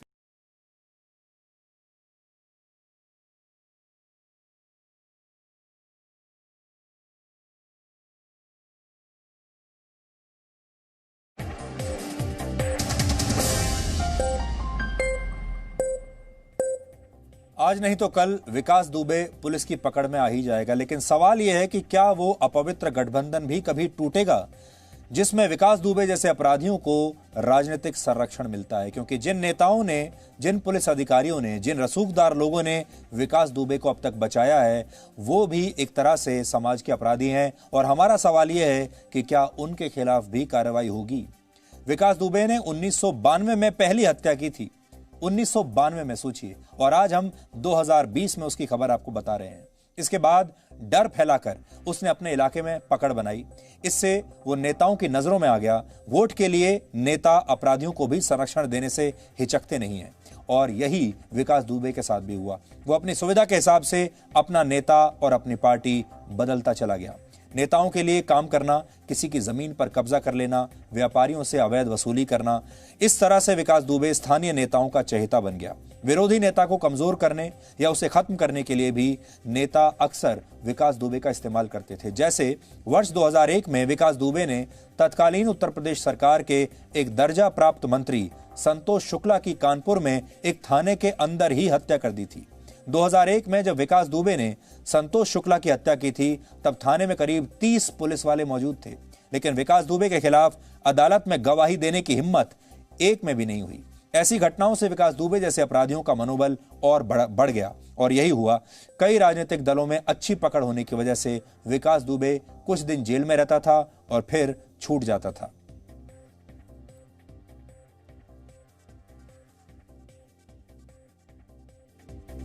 इस समय उत्तर प्रदेश में बीजेपी की सरकार है और मुख्यमंत्री हैं योगी आदित्यनाथ, और योगी आदित्यनाथ को एक सख्त प्रशासक माना जाता है। जब वो आए थे सत्ता में, जब उनकी सरकार बनी थी, तब उन्होंने बहुत सारे अपराधियों को एनकाउंटर में, पुलिस को खुली छूट दी थी कि उनका एनकाउंटर किया जाए या फिर उन्हें पकड़कर जेल में डाला जाए। एक बहुत बड़ी मुहिम चली थी। लेकिन योगी आदित्यनाथ से ये विकास दुबे नाम का अपराधी कैसे बच गया? ये अब तक कैसे ऐसे ही बाहर घूमता रहा और अपराध करता रहा? इसलिए योगी आदित्यनाथ की छवि के लिए भी यह बहुत जरूरी है कि वो जल्दी से जल्दी विकास दुबे को पकड़ें और अपने पुलिस पर इतना दबाव वो बनाकर रखें कि विकास दुबे कुछ दिन नहीं बल्कि कुछ घंटों में सलाखों के पीछे होना चाहिए। अब हम सीमा विवाद की बात करते हैं। सीमा विवाद के मामले में भारत ने जिस तरह से चीन को जवाब दिया है, उसकी तारीफ अब पूरी दुनिया कर रही है, और यह बड़ी बात है। आज अमेरिका ने कहा है कि चीन ने बिना किसी उकसावे के आक्रामक कार्रवाई की थी और इसका भारत ने भरपूर जवाब दिया है। अमेरिका के विदेश मंत्री माइक पॉम्पियो ने यह कहा है कि इस मामले में भारत के विदेश मंत्री एस जयशंकर से उनकी कई बार बातचीत हुई है। माइक पॉम्पियो के मुताबिक भारत की सीमा पर चीन के आक्रामक रवैये को अलग करके नहीं देखना चाहिए। चीन के राष्ट्रपति शी जिनपिंग की कम्युनिस्ट पार्टी अपने सभी पड़ोसी देशों के साथ विवाद बढ़ाने में जुटी है। चीन का कोई भी पड़ोसी देश ऐसा नहीं है जिसके साथ उसका सीमा विवाद न हो। माइक पॉम्पियो ने क्या कहा, आपको भी आज सुनना चाहिए, क्योंकि ये भारत के पक्ष में एक बहुत बड़ा बयान है और ये बयान सुनकर चीन आज जरूर मायूस हो जाएगा। So I've spoken with Foreign Minister Jaishankar a number of times about this. The Chinese took incredibly aggressive action. The Indians have done their best to respond to that. I put this in the context of General Secretary Xi Jinping and his behavior throughout the region. Bharat तो चीन से सीमा विवाद के इस match में जीत गया, लेकिन cricket की दुनिया में कोविड-19 से जुड़े नियमों का पालन करते हुए जीत हासिल करना अब आसान नहीं होगा। ये क्रिकेट का एक बहुत बड़ा टेस्ट है। इसलिए आज हम क्रिकेट की वापसी की बात करेंगे इस युग में। पिछले 46 वर्षों में ऐसा कभी नहीं हुआ कि 100 दिनों तक क्रिकेट का कोई भी अंतर्राष्ट्रीय मैच ना खेला गया हो। कोरोना संक्रमण की वजह से इस वर्ष ऐसा हुआ है, लेकिन अब क्रिकेट फैंस के लिए एक अच्छी खबर आज हम लेकर आए हैं। 117 दिनों के बाद अंतर्राष्ट्रीय क्रिकेट की वापसी आज हो गई। वेस्टइंडीज और इंग्लैंड के बीच आज से इंग्लैंड में 3 टेस्ट मैचों की सीरीज शुरू हुई है। कोरोना संक्रमण की वजह से वेस्टइंडीज के खिलाड़ी पिछले 14 दिनों से आइसोलेशन में थे और अपनी पूरी स्वास्थ्य जांच के बाद खिलाड़ियों को मैदान में उतारा गया। लेकिन कोरोना के खतरे को समझते हुए स्टेडियम पूरी तरह से खाली रखा गया। इसमें एक भी दर्शक नहीं था, कोई दर्शक नहीं है, और यह टेस्ट मैच सिर्फ टीवी के दर्शकों के लिए ही खेला जा रहा है। आज शुरू हुए इस मैच से पहले इसी साल मार्च में ऑस्ट्रेलिया और न्यूजीलैंड के बीच भी मैच खेला गया था। 13 मार्च को हुए उस आखिरी मैच में स्टेडियम में दर्शक नहीं थे और इस मैच के बाद ही आईसीसी यानी इंटरनेशनल क्रिकेट काउंसिल ने क्रिकेट मैचों पर रोक लगा दी थी, लेकिन 3 महीने के बाद नए नियमों के साथ अंतर्राष्ट्रीय क्रिकेट अब लौट आया है। कोरोना संक्रमण के खतरे को कम करने के लिए आईसीसी ने क्रिकेट के मैचों के लिए नियमों में कई अस्थायी बदलाव किए हैं। जैसे अब गेंदबाज गेंद पर सलाइवा का इस्तेमाल नहीं कर पाएंगे। ऐसा गेंदबाज आमतौर पर गेंद को स्विंग कराने के लिए करते थे, गेंद को चमकाने के लिए करते थे, लेकिन अब वो ऐसा नहीं कर पाएंगे और अगर उन्होंने नियम तोड़ा तो 2 बार चेतावनी दी जाएगी और तीसरी बार नियम तोड़ने पर 5 रनों की पेनल्टी लगेगी, यानी विरोधी टीम के खाते में 5 रन जुड़ जाएंगे अगर किसी भी बॉलर ने जरा भी अपना सलाइवा गेंद पर लगाया तो। सोशल डिस्टेंसिंग का नियम मैदान पर लागू होगा। इसका मतलब यह है कि विकेट गिरने पर, बाउंड्री लगने या मैच जीतने पर या कैच लेने पर जैसे पहले एक दूसरे से हाथ मिलाकर या गले मिलकर खिलाड़ी जश्न मनाया करते थे, अब वैसा कुछ नहीं हो पाएगा। खिलाड़ी एक दूसरे को दूर से ही शाबाशी देंगे। मैच के दौरान सैनिटाइजेशन ब्रेक लिया जाएगा और इस दौरान स्टंप्स और बेल्स को सैनिटाइज किया जाएगा। खिलाड़ी एक दूसरे को अपने ग्लव्स, शर्ट्स या पानी की बॉटल्स भी अब नहीं दे पाएंगे, शेयर नहीं कर पाएंगे। इसके अलावा मैच के लिए आईसीसी ने स्थानीय अंपायरों को ही चुना है। पहले के नियमों के मुताबिक न्यूट्रल अंपायर्स का चयन किया जाता था, वो बाहर से आते थे। नए नियमों के मुताबिक टेस्ट मैच में एक अतिरिक्त डीआरएस यानी डिसीजन रिव्यू सिस्टम दिया जाएगा। अब एक टीम को 2 डीआरएस मिलेंगे जिसमें वो अंपायर के फैसले पर थर्ड अंपायर से रिव्यू ले सकेंगे। संक्रमण की गंभीरता को देखते हुए मैच में कोविड सब्स्टिट्यूट नियम लागू किया गया है, यानी मैच के दौरान किसी खिलाड़ी की तबीयत अगर बिगड़ जाए तो उसकी जगह पर कोई दूसरा खिलाड़ी मैच खेल सकेगा। वेस्ट इंडीज और इंग्लैंड के बीच इस मैच की खास बात यह भी है कि नस्लवाद के विरोध में दोनों टीमें ब्लैक लाइव्स मैटर का लोगो लगाकर मैदान पर उतरी हैं। ये लोगो खिलाड़ियों की शर्ट्स पर लगा है। इसके जरिए खिलाड़ी नस्लवाद के खिलाफ अपनी एकजुटता दिखा रहे हैं।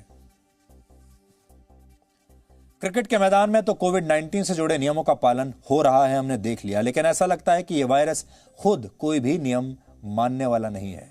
आप सब नियमों का पालन कर भी लें, लेकिन कोरोना वायरस के लिए कोई नियम नहीं है। अब तक यह माना जा रहा था कि ये वायरस हवा से नहीं फैलता, लेकिन अब विश्व स्वास्थ्य संगठन यानी WHO ने यह माना है कि कोरोना वायरस हवा से भी फैल सकता है।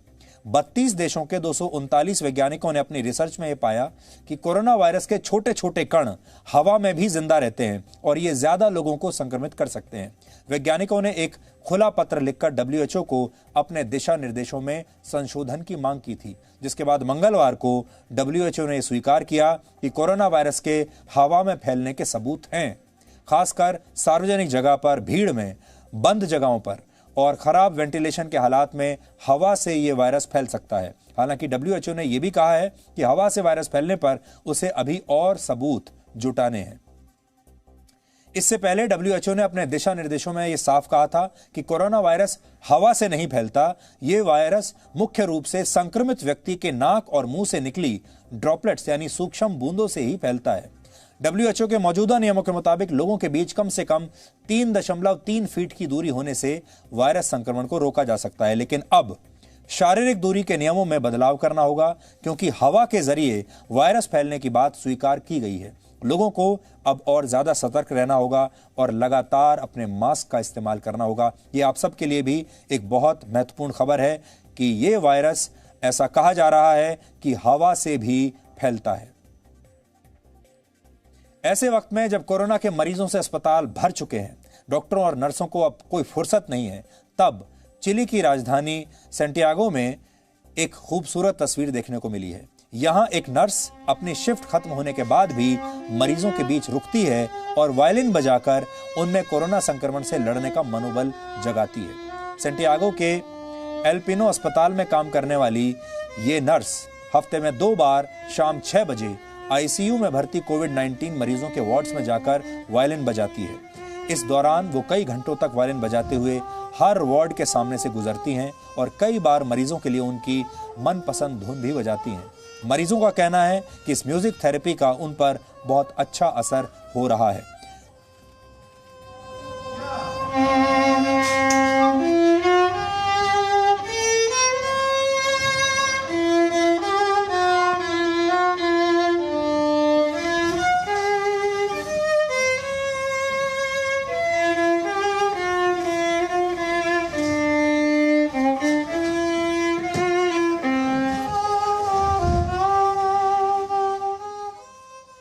संक्रमण के मामले में चिली दुनिया में 6ठे नंबर पर है और अब तक चिली में कोरोना के करीब 3 लाख मामले आ चुके हैं, जबकि 6000 से ज्यादा लोगों की वहां पर मौत हो चुकी है। और जैसा कि हम आपको बता रहे थे, इस वायरस का सामना आप तभी कर पाएंगे जब आपका शरीर मजबूत होगा, और उससे भी ज्यादा जरूरी है जब आपका मन मजबूत होगा। और कई बार संगीत आपको बहुत उम्मीद बंधाता है, आपके मन को मजबूत करता है।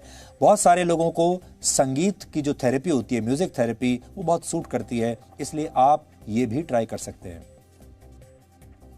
कोरोना वायरस ने पूरी दुनिया में होने वाली तमाम गतिविधियों पर या तो ब्रेक लगा दिया है या फिर उन्हें हमेशा के लिए बदल दिया है, और इनमें विवाह जैसे आयोजन भी शामिल हैं। इटली कोरोना वायरस के सबसे बुरे दौर से अब उबर चुका है, लेकिन वहां अब भी विवाह के कार्यक्रम में बड़ी संख्या में लोगों के शामिल होने पर पाबंदी है, और इस वजह से कई लोग शादियां नहीं कर पा रहे। इटली की कुछ दुल्हनें इसी नियम का विरोध करने के लिए रोम के मशहूर ट्रेवी फाउंटेन के सामने इकट्ठा हो गईं और इन्होंने अपनी वेडिंग ड्रेस पहनकर इस नियम का विरोध किया। इनमें से कई का विवाह लॉकडाउन की वजह से टल गया था, तो कुछ सोशल डिस्टेंसिंग के नियमों की वजह से शादियां नहीं कर पा रही हैं। इटली में लागू नियमों के मुताबिक शादी का कार्यक्रम पूरे दिन नहीं चल सकता अब, और इसमें सीमित संख्या में ही लोगों को शामिल होने की अनुमति है। ये दुल्हनें इसी कानून का विरोध कर रही थी। हालांकि इटली में 18 मई से विवाह करने की इजाजत मिल चुकी है, लेकिन इस कार्यक्रम में आने वाले सभी मेहमानों के लिए मास्क जरूरी है और इसका उल्लंघन करने की इजाजत दूल्हा दुल्हन को भी नहीं है। I'm here to protest because since I should get married this year, but because of the pandemic, I found the church, but the restaurants or reception I can find it. So I was forced to move it for the next year because, and hopefully for the next year everything will be fine, so I can finally get married. कोविड-19 की वजह से सिर्फ विवाह जैसे कार्यक्रम ही नहीं, बल्कि दुनिया भर के कई मशहूर आयोजनों का तरीका भी बदल गया है, और इन्हीं में से एक है पेरिस फैशन वीक। कोविड-19 की वजह से इस बार पेरिस फैशन वीक का आयोजन ऑनलाइन किया जा रहा है। कुछ फैशन शोज का लाइव प्रसारण किया जाएगा, तो कुछ की रिकॉर्डिंग्स बाद में इंटरनेट पर अपलोड कर दी जाएंगी। यानी इस बार दर्शक दुनिया के सबसे मशहूर फैशन शो को सिर्फ ऑनलाइन ही देख पाएंगे। पेरिस फैशन वीक का आयोजन साल में 2 बार होता है और इसकी तारीखों का फैसला फ्रेंच फैशन फेडरेशन करती है। अगला पेरिस फैशन वीक सितंबर और अक्टूबर में प्रस्तावित है, लेकिन आयोजकों का कहना है कि ये आयोजन भी ऑनलाइन ही होगा या फिर ये हर बार की तरह होगा, इसका फैसला कोरोना वायरस की स्थिति को देखकर उस समय लिया जाएगा। इस फैशन वीक की शुरुआत 1945 में हुई थी, लेकिन यह पहला मौका है जब मॉडल्स दर्शकों के सामने रैंप वॉक नहीं करेंगी। कोविड-19 की वजह से दुनिया के बड़े बड़े डिजाइनर ब्रांड्स की आर्थिक स्थिति पर बहुत बुरा असर पड़ा है, इसलिए इन ब्रांड्स के लिए भी अपनी क्लोथिंग लाइन को ऑनलाइन शोकेस करना काफी सस्ता रहेगा।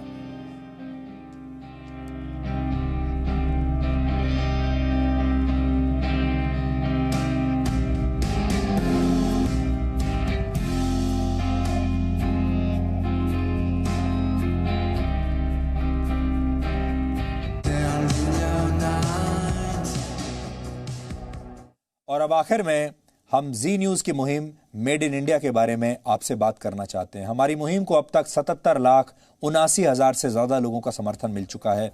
ये बहुत बड़ी संख्या है और इसके लिए हम सब आपका धन्यवाद देते हैं। लेकिन ये संख्या अब भी बहुत कम है और आपको अभी थकना नहीं है, आपको रुकना नहीं है। जी न्यूज की मुहिम को देश ही नहीं पूरी दुनिया से समर्थन मिला है। इसे लेकर देश और दुनिया के लोग क्या कह रहे हैं, ये आपको भी सुनना चाहिए। जो प्रोडक्ट है, चाइनीज प्रोडक्ट है, उनका बॉयकॉट कीजिए, क्योंकि ऐप के जरिए तो नुकसान हो ही गया है, प्रोडक्ट के जरिए भी नुकसान होना चाहिए। Boycott Chinese products. जय हिंद। हम चीन का सामान बिल्कुल नहीं खरीदेंगे, हम सिर्फ हमारा भारत का ही सामान खरीदेंगे, हम चीन को बाय बाय कर देंगे। Hereafter, I pledge that I will only buy Indian products. I will neither buy nor I will let anyone buy Chinese products. नमस्ते, मैं अस्तों चाइना में बनी सभी भी अस्तों का बेकार करती हूँ। हाथ जोड़कर करूँ निवेदन, सुन लो मेरी बात, मैं नन्हा सा बच्चा, सच्ची मेरी बात, सच्ची मेरी बात।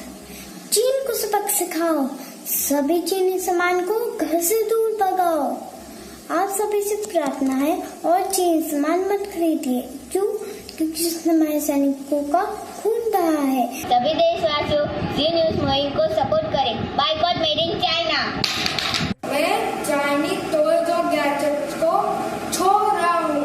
जो आप भी छोड़ रहे हैं, मैं आपसे रिक्वेस्ट करता हूँ कि चाइनीज चीजों को आप बॉयकॉट कीजिए। हमें चाइनीज सामान का बाइकॉट करना चाहिए और जो मेरी क्लास जूम से चलती थी उसको हमने हटा के टेबलिंग को यूज करते हैं। Please boycott China and use only made in India product. जय हिंद, जय भारत, जय जी न्यूज।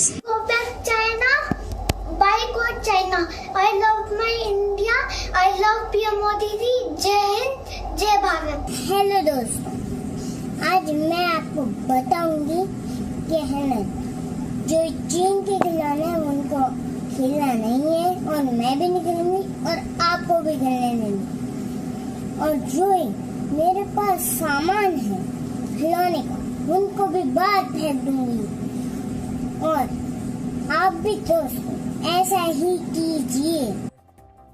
वैसे तो हमें आप सबका समर्थन मिल रहा है, देश के हर परिवार का समर्थन मिल रहा है, लेकिन जब बच्चों का इस तरह समर्थन मिलता है तो हमारी खुशी और हमारी मजबूती दुगनी हो जाती है।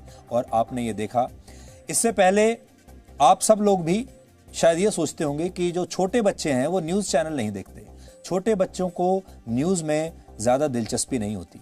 लेकिन जो इस बार अलग बात हमें देखने को मिली है वो ये है कि जी न्यूज़ ने जब से ये मुहिम शुरू की है तब से देश भर के परिवारों के जो छोटे बच्चे हैं वो सबसे ज्यादा अपने वीडियोस बनाकर हमें भेज रहे हैं। इससे ये पता चलता है कि जी न्यूज़ परिवार पूरा मिलकर देखते हैं और छोटे बच्चे भी अब न्यूज़ में दिलचस्पी दिखा रहे हैं। दूसरी बड़ी बात जो आपके समझने की है वो ये जो बच्चे हैं ये देश की अगली पीढ़ी हैं और देश की अगली पीढ़ी इस देश को कहां ले जाएगी उसका दृढ़ निश्चय कैसा है बचपन में ही वो आपको नजर आ रहा है। इसलिए जब इन बच्चों की बात सुनते हैं तो ऐसा लगता है कि इन बच्चों के हाथों में हमारे देश का भविष्य बिल्कुल सुरक्षित रहेगा। आज हम जब 1962 की बात करते हैं, 1962 का भारत अलग था, 2020 का भारत अलग है और जब ये बच्चे नेतृत्व संभालेंगे तो भारत तब तक एक बहुत बड़ी महाशक्ति बन चुका होगा। अगर आपने अभी तक इस मुहिम को अपना समर्थन नहीं दिया है, अगर आपने अभी तक मिस्ड कॉल नहीं दिया है तो देर मत कीजिए, आपको ये मिस्ड कॉल जरूर देना चाहिए। बहुत बड़ी बात नहीं है, सिर्फ एक फोन उठाना है और अगर आप हमें समर्थन देंगे पूरा देश देखेगा और पूरी दुनिया भी देखेगी कि भारतीय क्या सोचते हैं।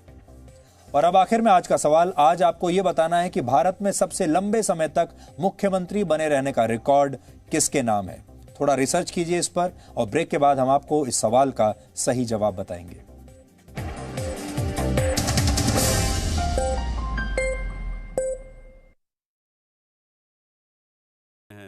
वहीं से आपका अगला जन्म शुरू होता है और अगर समय को वश में नहीं किया, लास्ट मिनट पे जब आपको पता लगा कि समय तो निकल गया, उस समय जब आप जाएंगे तो रिग्रेट्स के साथ जाएंगे, तो रिग्रेट्स के साथ ही अगला जन्म की शुरुआत होगी। तो इसलिए भी लेखक ने कहा कि भाई समय को अपने वश में करना सीखो, उसको इस तरह से मत जाने दो। और लेकिन साथ में ये भी कहा उन्होंने कि ये नहीं कि आप इसको मशीन के रूप में बन जाए, इंसान मशीन के रूप में बन जाए समय को वश में करके। ये नहीं, आप सब कुछ करिए, समय का आनंद लीजिए, आनंद लेते हुए उसको किस प्रकार से अपने आप को आगे बढ़ाना, ये सबसे बड़ी बात है। उन्होंने ये नहीं कहा, ये कहा, और जो कि आज हम मानते हैं कि वर्क हार्ड और do you work smart. Management of the time teaches you how to work smart, not work hard. But we don't shy away from hard work, but we should work smart. और he has even gone to the next level. He says, यदि अगर आप अपना समय management करना जान गए तो आप एक साधारण इंसान नहीं रहे, आप कुछ भी कर सकते हैं। आप एक एक्स्ट्रा ऑर्डिनरी इंसान बन सकते हैं, आप कुछ भी इसमें कर सकते हैं, ऐसा उनका मानना है। No signal, no worry. Presenting Z News app with live TV, latest updates and expert opinion. Available on Google Play and App Store. Download it now.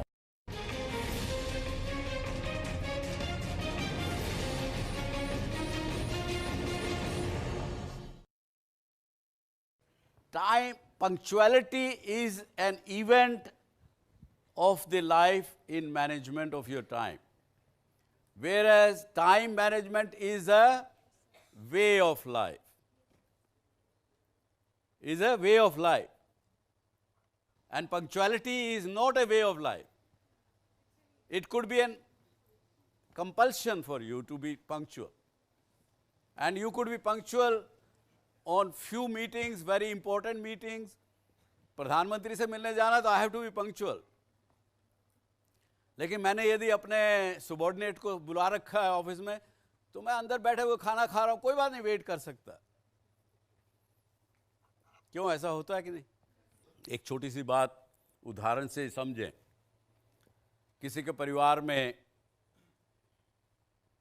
मान लीजिए 6 लोग हैं, हस्बैंड वाइफ, आपकी मदर है, आपके फादर हैं, 4 आप भाई बहन हो, अलग अलग उम्र के हैं, अलग अलग इंटरेस्ट रखते हैं, अलग अलग समय पे आपको फादर को आपके को किसी समय जाना होता है, आपको पढ़ाई के लिए किसी समय जाना होता है, आपकी बड़ी बहन को अलग समय जाना होता है, छोटी बहन को कहीं जाना होता है. लेकिन टाइम मैनेजमेंट नहीं है उस परिवार में, तो रिजल्ट क्या रहता है? बेचारी घर की जो माँ है बुरी तरह से पिसती है. उसको पता नहीं रहता कब किसको क्या चाहिए, किसी को सुबह नाश्ते में ये चाहिए, किसी को वो चाहिए, किसी को दोपहर को 12 बजे चाहिए, किसी को 3 बजे चाहिए, किसी को कुछ समय चाहिए, वो भी पता नहीं है. बेटा आता है खेल के, माँ भूख बड़ी जोर से लगी है, दो ना कुछ खाने के लिए. तो वो बेचारी लगी रहती है भाग दौड़ में, पूरा घर अस्त व्यस्त रहता.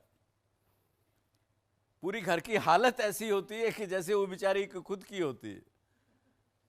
और इमेजिन करिए यदि एक परिवार में परंपरा है समय को मैनेज करने की, टाइम मैनेजमेंट करने की, तो गृहिणी को पता है कि किस वक्त मेरे पति को क्या चाहिए, बेटे को क्या चाहिए, बेटी को क्या चाहिए, पहले से तैयार करती. सब कुछ व्यवस्थित सुचारू रूप से चलता है. उसकी लाइफ भी अच्छी, सारे परिवार की लाइफ अच्छी.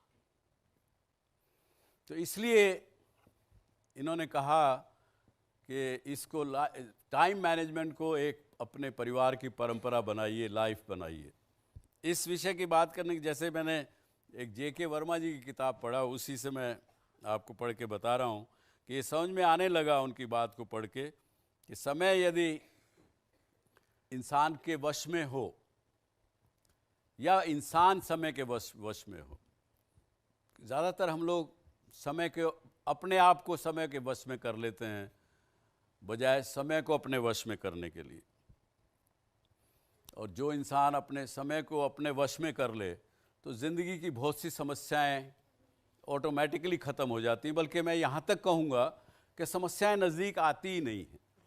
एक जो आदमी टाइम को मैनेज करना जानता है वो सब कुछ कर सकता है, ऐसा मैंने समझा इस पिछले 2-4 दिनों में. और यदि हम टाइम मैनेज नहीं करेंगे, अपने वश में नहीं करेंगे समय को, और किसी वक्त हमको एक दिन रियलाइज़ होगा कि अरे समय तो बीत गया, अब कुछ नहीं कर सकता, तो रिग्रेट्स रहेंगे. रिग्रेट्स में अगर जाएंगे आप अगले जन्म में, अगला जन्म भी रिग्रेट से ही शुरू होगा. क्योंकि हमारी जो परंपरा, हमारा जो विश्वास, इस देश की संस्कृति, इस देश का जो विचारधारा, वो इस प्रकार की है कि हम एक जन्म नहीं अनेकों जन्म लेते हैं. और ये साइंटिस्ट ने भी मान लिया कि जहाँ से आप इस जन्म को ख़त्म करते हैं, जहाँ एंड करते हैं, वहीं से आपका अगला जन्म शुरू होता है. और अगर समय को वश में नहीं किया, लास्ट मिनट पे जब आपको पता लगा कि समय तो निकल गया, उस समय जब आप जाएंगे तो रिग्रेट्स के साथ जाएंगे, तो रिग्रेट्स के साथ ही अगला जन्म की शुरुआत होगी. तो इसलिए भी लेखक ने कहा कि भाई समय को अपने वश में करना सीखो, उसको इस तरह से मत जाने दो। और लेकिन साथ में ये भी कहा उन्होंने कि ये नहीं कि आप इसको मशीन के रूप में बन जाए, इंसान मशीन के रूप में बन जाए समय को वश में करके। ये नहीं, आप सब कुछ करिए, समय का आनंद लीजिए, आनंद लेते हुए उसको किस प्रकार से अपने आप को आगे बढ़ाना, ये सबसे बड़ी बात है। उन्होंने ये नहीं कहा, ये कहा, और जो कि आज हम मानते हैं कि वर्क हार्ड और do you work smart. Management of the time teaches you how to work smart, not work hard. But we don't shy away from hard work, but we should work smart.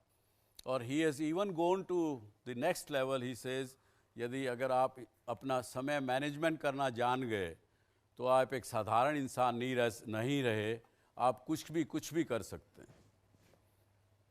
आप एक extra ordinary इंसान बन सकते हैं, आप कुछ भी इसमें कर सकते हैं, ऐसा उनका मानना है। No signal, no worry. Presenting Z News app with live TV, latest updates and expert opinion. Available on Google Play and App Store. Download it now.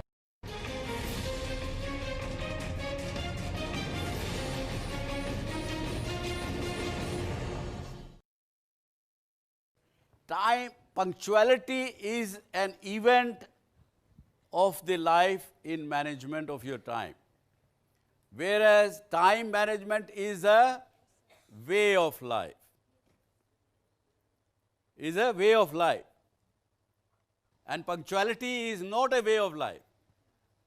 It could be a compulsion for you to be punctual. And you could be punctual on few meetings, very important meetings. प्रधानमंत्री से मिलने जाना तो I have to be punctual. लेकिन मैंने यदि अपने subordinate को बुला रखा है ऑफिस में, तो मैं अंदर बैठे हुए खाना खा रहा हूँ, कोई बात नहीं, वेट कर सकता। क्यों ऐसा होता है कि नहीं? एक छोटी सी बात उदाहरण से समझें। किसी के परिवार में मान लीजिए 6 लोग हैं, हस्बैंड वाइफ। आप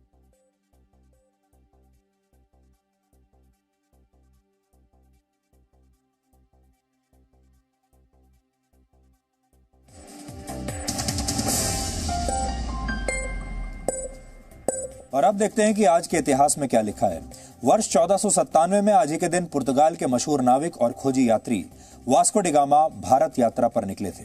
वास्को डी गामा पुर्तगाल की राजधानी लिस्बन से 4 समुद्री जहाजों के बेड़े और 170 लोगों के दल के साथ चले थे। 20 मई 1498 को वो केरल के कैलीकट के पास पहुंचे। वास्को डी गामा समुद्र के रास्ते भारत पहुंचने वाले पहले यूरोपियन थे। वर्ष 2007 में आज ही के दिन भारत के पूर्व प्रधानमंत्री चंद्रशेखर का निधन हुआ था। प्रधानमंत्री के रूप में चंद्रशेखर का कार्यकाल नवंबर 1990 से जून 1991 तक रहा। खास बात यह है कि जब 1977 में कांग्रेस को हराने के लिए जनता पार्टी का गठन हुआ तो चंद्रशेखर ही उसके अध्यक्ष बनाए गए थे। देश के हालात को समझने के लिए वर्ष 1983 में उन्होंने पूरे भारत में पदयात्रा की थी। चंद्रशेखर राजनीति में युवा तुर्क के नाम से मशहूर थे। उन्होंने अपने राजनीतिक करियर की शुरुआत डॉक्टर राम मनोहर लोहिया के साथ की थी और वो छात्र राजनीति में भी हमेशा फायर ब्रांड नेता माने जाते थे। चंद्रशेखर जी न्यूज पर भी एक कार्यक्रम होस्ट किया करते थे जिसका नाम था दिशा संवाद।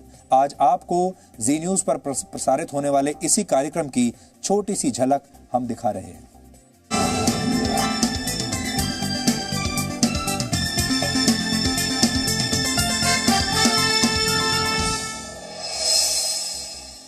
नमस्कार, आज मैं फिर आपके सामने हूँ।